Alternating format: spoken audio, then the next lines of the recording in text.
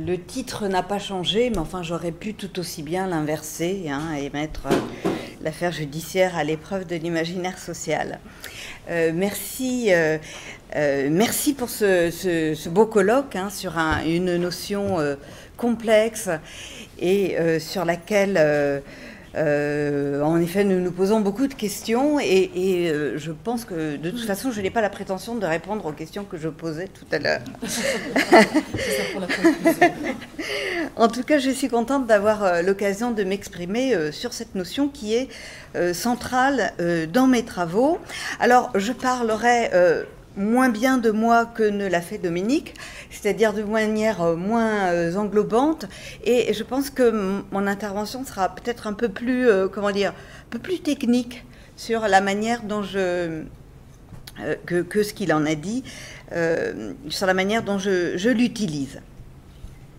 Alors je vais m'appuyer sur mes travaux, sur les affaires judiciaires, et en particulier sur l'affaire Violette Nozière, sur laquelle en effet j'ai consacré un livre qui est sorti il y a une semaine. Cette affaire est connue en partie grâce à l'intérêt que lui ont manifesté les poètes surréalistes ou encore le cinéaste Claude Chabrol. De quelques éléments, un soir de l'été 1933, une jeune fille, Violette Nozière, empoisonne ses parents avec un barbiturique et seule sa mère survit au drame. Au départ, l'enquête se concentre sur une jeune dévoyée, avide de plaisir, d'indépendance et d'argent, qui a un amant qui s'appelle Jean et qui a aussi des relations sexuelles multiples et éphémères. Puis, l'affaire prend l'allure d'une tragédie moderne qui couple parricide et inceste quand, 8 jours après, Violette Nozière accuse d'inceste son défunt père devant le juge d'instruction. L'instruction va durer 4 mois, à la suite de quoi Violette Nozière est jugée et condamnée à mort. Mais avant de développer un peu plus sur cette affaire, je voudrais revenir sur la notion d'imaginaire social elle-même et sur la manière dont je la conçois. Je considère l'imaginaire social comme une fabrique de représentation du monde social. Je préfère le mot « fabrique » à celui de « répertoire », qui est souvent utilisé par les quelques historiens qui ont donné une définition de l'imaginaire social, mais ce terme de répertoire, à mon sens, est plus statique. Au contraire, l'imaginaire social évoque pour moi fondamentalement une réalité dynamique, et c'est la différence que je vois aussi avec la notion de représentation qui est plus plate. L'imaginaire n'est pas seulement pour moi ce que les dictionnaires de langue définissent comme le domaine ou le produit de l'imagination, dans la mesure où j'intègre au contenu de l'imagination la dimension créatrice de celle-ci. Les représentations de l'imaginaire social, loin d'être juxtaposées comme dans un répertoire, se donnent en un système cohérent, c'est-à-dire qu'elles sont reliées et fonctionnent ensemble, formant des réseaux d'images, de figures, de fictions. Ces représentations sont évolutives parce que leurs contenus sont conjugués aux problèmes, enjeux et anxiétés successifs qui travaillent les sociétés, et elles sont agissantes parce qu'elles pèsent sur la manière dont les acteurs sociaux donnent du sens à ce qui advient et agissent dans la société. L'imaginaire social est donc à double titre objet d'histoire, invitant l'historien à cerner son efficacité et à explorer sa profondeur temporelle en démêlant les temps hétérogènes qu'il mobilise, faisant du neuf avec du vieux, rechargeant l'archétypal avec le conjoncturel. Plus qu'une sédimentation de couches, c'est une image qu'affectionne Alain Corbin, il y a plutôt entremêlement, réactivation et mutation constante. Si je parle plus volontiers d'imaginaire social que d'imaginaires sociaux, ce n'est pas que j'ignore la pluralité des imaginaires sociaux. L'imaginaire social est toujours un imaginaire d'eux, mais c'est pour souligner la nécessité de prendre en compte dans l'analyse le mode de fonctionnement de l'imaginaire social, c'est-à-dire les logiques associatives qui gouvernent la cristallisation et la circulation des motifs. Déchiffrer historiquement l'imaginaire social implique, à mon sens, de prêter attention au jeu des comparaisons, transpositions, analogies, assimilations, au travail symbolique, métaphorique et métonymique qui façonne la matière plastique de l'imaginaire social et produisent sans cesse des combinaisons inédites. Comme dans une fabrique, il y a tout un travail de transformation d'une matière première, un peu au sens où Bachelard décrivait l'imagination comme une faculté moins de formation que de déformation des images.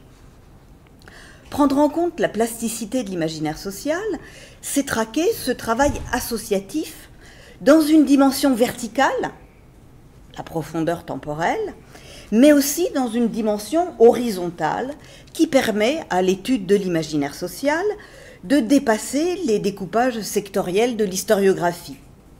Si l'imaginaire social est social, au sens où il a pour objet acteurs, groupes sociaux, ordre social, les logiques symboliques qui font coaguler ces matériaux naviguent entre les différents domaines de la réalité historique. Étudier l'imaginaire social, c'est prendre ensemble le culturel, le social, l'économique, le politique, ou pour le dire autrement, c'est asseoir une approche historique pour laquelle le culturel est la dimension la plus essentielle ou englobante de l'histoire, ou alors on pourrait dire c'est se convaincre de ce que disait Lucien Febvre, il n'y a pas d'histoire économique et sociale, il n'y a pas d'histoire culturelle, il y a l'histoire tout court, dans son unité. Mes travaux proposent, me semble-t-il, une manière d'aborder ce monde de représentation en historien, sans se perdre dans l'abstraction, et d'y observer les logiques à l'œuvre. Au lieu de prendre pour étude un imaginaire d'eux, ils prennent pour objet l'imaginaire social, mais en choisissant une porte d'entrée que j'ai trouvée avec l'affaire judiciaire. Mon approche relève donc de la micro-histoire, que je considère comme une manière de faire de l'histoire particulièrement efficace pour accéder au travail de l'imaginaire social et à sa dynamique. Restreindre la focale sur un objet thématiquement cohérent et resserré dans le temps permet à la fois d'étudier ensemble ce que la macro-analyse sépare et de plonger dans la profondeur temporelle. Le crime de Violette Nozière est comme le rameau d'arbre évoqué naguère par Stendhal, qui est tombé dans les mines de sel et que l'on ressort au bout d'un certain temps, je cite, « couvert de cristallisations brillantes ». Ces cristallisations qui miroitent dans la tranchée ouverte par l'analyse micro-historique au cœur des années 1930, eh ben c'est ça, pour moi, l'imaginaire social. Mais prendre l'affaire judiciaire comme un instrument d'exploration de l'imaginaire social implique de redéfinir l'objet affaire judiciaire sans le restreindre à un crime et à ses développements policiers et judiciaires, mais en y voyant plus largement le crime, sa réception et son interprétation par la société. Ce qui implique d'écouter tous ceux qui ont eu quelque chose à dire sur le crime. Leur voix, l'historien peut les entendre dans un vaste ensemble d'imprimés qui est dominé par la presse, qui est ici une source fondamentale parce qu'on met tout à la fois, elle diffuse, elle produit et elle nourrit les discours sociaux sur le crime.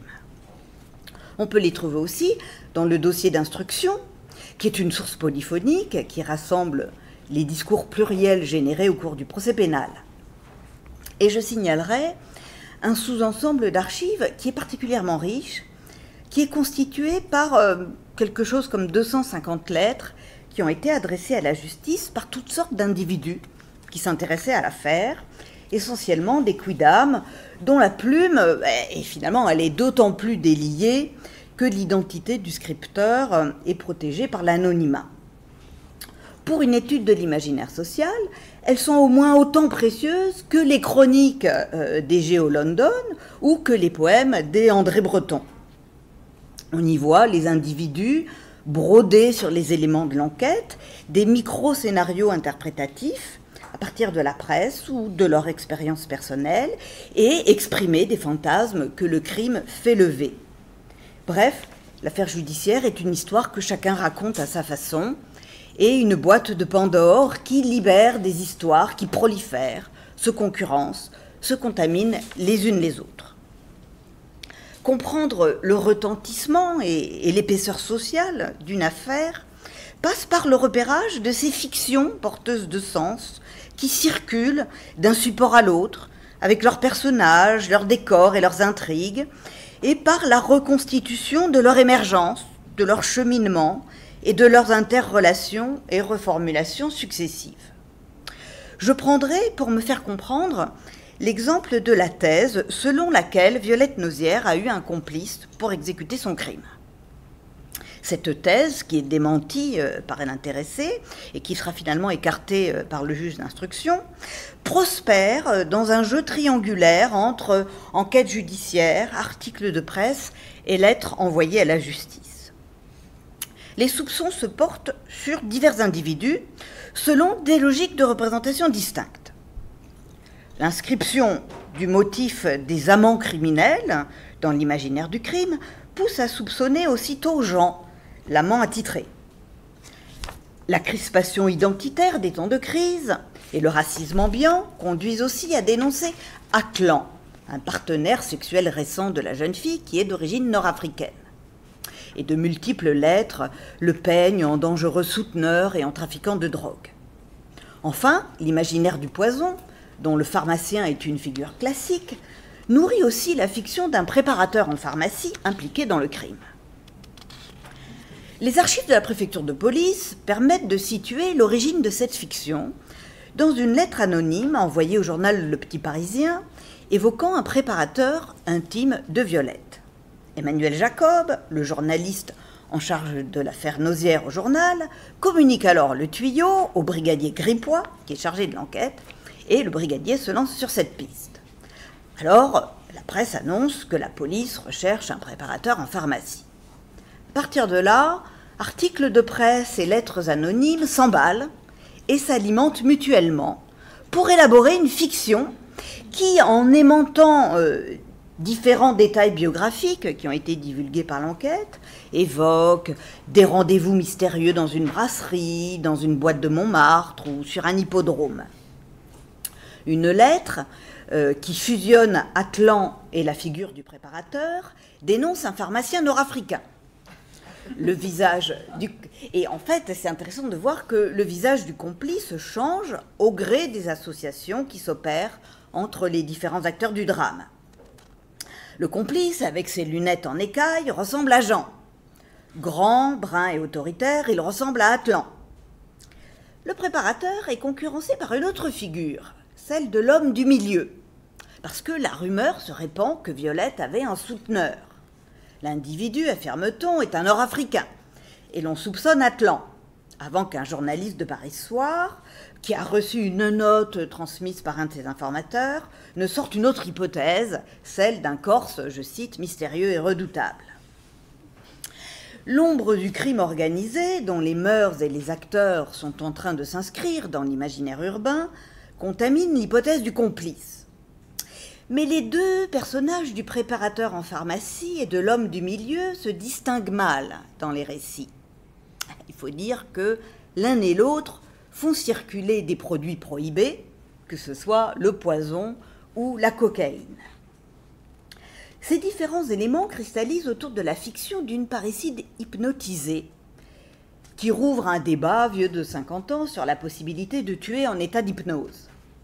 Des camarades de Violette, des journalistes et même un fakir expliquent que Violette était particulièrement réceptive à la suggestion. Bon, l'identité de l'hypnotiseur reste dans le flou. Peut-être un camarade du quartier latin, peut-être Atlan, peut-être le préparateur. Ces fictions de la complicité ont pour fonction de résoudre la difficulté qui consiste à expliquer le grand crime d'une jeune fille. Alors que ce parricide contrevient aux représentations de genre qui réservent l'assassinat aux hommes et la complicité aux femmes instigatrices, la figure d'un complice tout-puissant, qu'il soit séducteur, souteneur ou médium, permet de concilier l'acte de tuer et le stéréotype de la passivité féminine.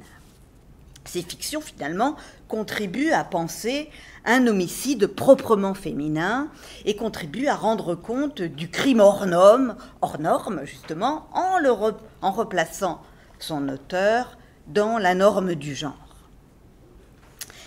Étudier une affaire sous l'angle de l'imaginaire social, c'est aussi mettre en relation son retentissement avec l'imaginaire criminel qu'elle mobilise. En administrant à ses parents un breuvage mortifère, Violette Nozière a cristallisé tout un imaginaire dont la richesse et le pouvoir de fascination sont en fait sans rapport avec le caractère tout à fait résiduel de l'empoisonnement dans l'entre-deux-guerres. Aussi vieux que le monde, ou du moins que ses mythes fondateurs, comme le récit de la Genèse, l'imaginaire du poison est fait de représentations cumulées au fil du temps. Les lettres de dénonciation confirment la persistance de fantasmes anciens tout en montrant leur renouvellement. Peut-être pourrez-vous, tout en vous occupant de l'affaire Nozière, découvrir les marchands des poisons qui font tant de victimes chaque année, écrit un homme au commissaire de police, en affirmant que Violette, membre de la bande d'Atlan, vend des stupéfiants dans les cabarets à la mode de Montmartre et de Montparnasse. La lettre évoque la poudre blanche, expression utilisée naguère pour désigner les mixtures des sorciers ou pour désigner l'arsenic, et qui sert ici à désigner à la fois le somnifère écrasé par Violette que la cocaïne. L'affaire, on le voit, profite du renouvellement de l'imaginaire du poison, qui finalement a migré depuis les cours princières et les campagnes profondes vers les villes, avec le péril toxique qui fait l'objet de grandes campagnes de presse. Et il s'agit, sur fond d'obsession de la prostitution dans les grandes villes, de lutter contre la cocaïne qu'on appelle le poison blanc. Des lettres anonymes racontent de sombres histoires de complicité ténébreuse, mêlant poison, magie, crime et hypnose. Le personnage du pharmacien s'inscrit dans cet imaginaire, sachant que les frontières sont floues entre poison et drogue, tous deux qualifiés de substances vénéneuses dans les nomenclatures des chimistes. Mais l'imaginaire de l'empoisonnement, c'est surtout un imaginaire de l'empoisonneuse, le poison passant pour être l'arme du sexe faible. Façonné par les lieux communs sexistes repris par la criminologie, l'empoisonneuse, lâche, machiavélique, séductrice, cupide et adonnée au sexe, est une figure répertoriée de l'imaginaire du crime, contrairement à la figure de la parricide, qui en fait n'existe pas. On peut voir comment le discours social revêt Violette Nozière des habits de l'empoisonneuse que l'imaginaire met à disposition, et du coup ça la transforme en icône de l'infamie au féminin. C'est sur cette figure de l'empoisonneuse que les journaux font leurs gros titres et les complaintes leurs refrains. Par un double processus métonymique, qui étend le poison à la personne tout entière, et métaphorique, qui joue sur le prénom de Violette, l'empoisonneuse devient la fleur vénéneuse, selon une expression récurrente dans la presse. Cette Violette aux pétales à peine éclos ne cachait rien moins qu'un aspic malfaisant, attendant son heure pour passer son venin, écrit un journaliste. Le motif traditionnel de la femme venimeuse, fille d'Ève, s'enrichit de la phobie de la syphilis, qui atteint au début des années 30 son point culminant. Violette ayant contracté cette maladie, une chaîne de représentation se tisse par association entre poison, syphilis, mais également drogue et prostitution, pour faire de la criminelle une nouvelle femme fatale qui donne la mort en empoisonnant et en contaminant. Dans le même temps, l'empoisonneuse de 18 ans devient le triste fleuron d'une jeunesse empoisonnée, symbole d'un monde en crise. Violette Nozière, peut-on lire dans un long article de Paris Midi qui est intitulé « Violette Nozière et le mal de la jeunesse », Violette Nozière restera une des figures les plus représentatives de notre époque troublée. Son nom restera celui d'une étrange fleur vénéneuse dans le bouquet précocement fané de la jeunesse d'aujourd'hui. Étudier le déploiement de l'imaginaire de l'empoisonneuse, c'est enfin envisager ses conséquences juridiques et judiciaires. Et je vais terminer là-dessus. Le crime de Violette Nozière, d'abord qualifié d'assassinat, a été finalement requalifié en empoisonnement, alors qu'il aurait dû l'être de parricide, puisque la règle veut que la préférence aille à la qualification la plus élevée. J'y vois l'impact de la figure de l'empoisonneuse sur les pratiques judiciaires aux prises avec la criminalité des femmes. La qualification finale du crime est dans la logique de l'imaginaire qui a donné à Violette Nozière sa stature criminelle. En outre, le déploiement de la figure de l'empoisonneuse s'articule au rejet du mobile qu'a énoncé la coupable, c'est-à-dire l'inceste, qui était proprement inaudible. À la fille violée par le père, s'est substituée la fleur vénéneuse. À la parole de Violette Nozière, un imaginaire de la femme infâme, dont la fonction est d'apporter des réponses toutes faites au crime d'une femme. Le cas de l'affaire Nozière montre, je crois, l'intérêt de mettre une affaire judiciaire à l'épreuve de l'imaginaire social. Comprendre le traitement judiciaire d'une affaire, son retentissement comme événement social et l'épaisseur de sens qu'elle a acquise passe par l'étude des fictions, réseaux de représentation, figures et fantasmes qu'elle a mobilisés. C'est une manière d'arracher le crime au genre anecdotique du récit d'affaires judiciaires pour le faire entrer de plein pied dans l'histoire. Mais ce cas montre aussi l'intérêt de mettre l'imaginaire social à l'épreuve d'une affaire judiciaire en soulignant l'apport d'une analyse intensive de type micro-historique pour étudier finement ses configurations contextualisées et ses logiques. Je vous remercie.